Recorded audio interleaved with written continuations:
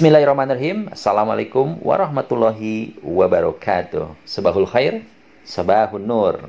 Ahlan wa sahlan, ahlan bikum. Kaifa halukum?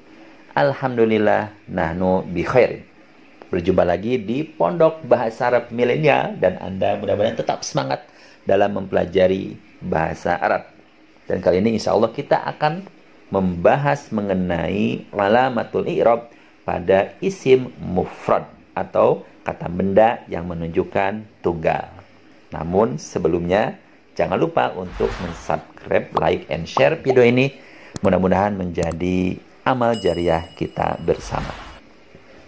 Taib, isim mufrad atau kata benda yang menunjukkan tunggal itu mempunyai alamatul i'rab, mempunyai ciri-ciri i'rab yang pokok.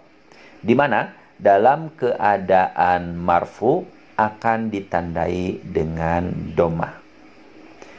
Dalam keadaan mansub, ciri mansubnya adalah fathah. Dan dalam keadaan majrur, ciri majrurnya adalah kasroh.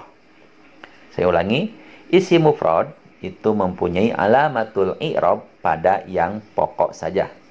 Di mana dalam keadaan marfu, ciri marfunya adalah domah. Dalam keadaan mansub, ciri mansubnya adalah fathah. Dan dalam keadaan majrur, ciri majrurnya adalah kasroh. Untuk lebih jelasnya, ya, kita perhatikan lewat contoh-contoh berikut ini. Misalkan, kitabun adalah sebuah kitab. Tentunya dia isim mufrad, isim yang menunjukkan tunggal. Ketika kitabun, ya dibaca kitabun dengan huruf terakhir yaitu ba berharokat domah, berarti itu dalam keadaan marfu. Ciri marfunya adalah domah tersebut. Ketika kitabun nanti akan mengalami perubahan sesuai dengan kedudukan atau amil atau hal-hal yang mempengaruhi kepadanya, akan mengalami perubahan menjadi kitaban, di mana harokat huruf terakhir yaitu ba berharokat fathah dan itu menjadi ciri dalam keadaan mansub. Ya. Kemudian kitabun juga nanti akan mengalami perubahan harokat terakhir menjadi kitabin. Ketika dibaca kitabin dengan harokat ba yang dikasrohkan, itu berarti dalam keadaan majrur. Ciri majrurnya kasrah tadi. Sebagai contoh yang lain, misalkan rojulun. Rojulun adalah seorang laki-laki. Tentunya dia termasuk isim mufrad, kata benda tunggal. Dalam keadaan marfu, maka dia akan dibaca rojulun. Perhatikan huruf terakhirnya adalah huruf lam, di mana dia berharokat domah dan itu menjadi ciri marfu.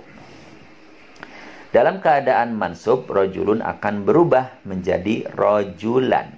Ya, sesuai dengan amilnya, sesuai dengan hal-hal yang mempengaruhinya, maka dia akan dibaca rojulan. Jadi rojulan ini isim mufrad dalam keadaan mansub dan ciri mansubnya adalah fathah. Selanjutnya, rojulun juga akan berubah menjadi rojulin, di mana harokat terakhirnya yaitu pada huruf lam berubah menjadi kasroh. Ini berarti dalam keadaan majrur, ciri majrurnya adalah kasroh. Nah, contoh yang lain, ya, misalkan masjidun, artinya sebuah masjid. Tentunya dia termasuk isim mufrad, kata benda yang menunjukkan tunggal. Dalam keadaan marfu, maka masjidun akan dibaca masjidun dengan harokat huruf terakhir yaitu dal berharokat domah. Jadi masjidun adalah dalam keadaan marfu, ciri marfunya adalah domah. Masjidun nanti akan berubah menjadi masjidan, ya, di mana huruf terakhirnya yaitu huruf dal berharokat fathah. Tentunya fathah ini akan menjadi ciri mansub. Jadi masjidan istilahnya dalam isim mufrad dalam keadaan mansub, ciri mansubnya adalah fathah.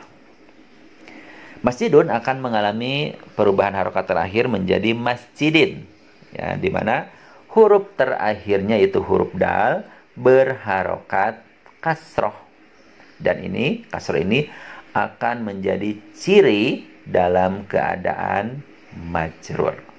Jadi masjidin istilahnya adalah isim mufrad dalam keadaan majrur, ciri majrurnya adalah kasroh. Bagaimana? Insya Allah paham ya. Jadi kesimpulannya, isim mufrad mempunyai alamatul i'rab, mempunyai ciri i'rab yang pokok, yaitu dalam keadaan marfu, ciri marfunya adalah dhammah. Dalam keadaan mansub, ciri mansubnya adalah fathah. Dan dalam keadaan majrur, ciri majrurnya adalah kasrah. Demikianlah pembahasan mengenai alamatul i'rab pada isim mufrad. Semoga Anda dapat memahaminya. Insyaallah pada episode selanjutnya kita akan membahas mengenai alamatul i'rab pada isim jama' taksir. Jangan lupa untuk subscribe, like, and share video ini. Mudah-mudahan menjadi amal jariah kita bersama. Syukron katsiron. Assalamualaikum warahmatullahi wabarakatuh.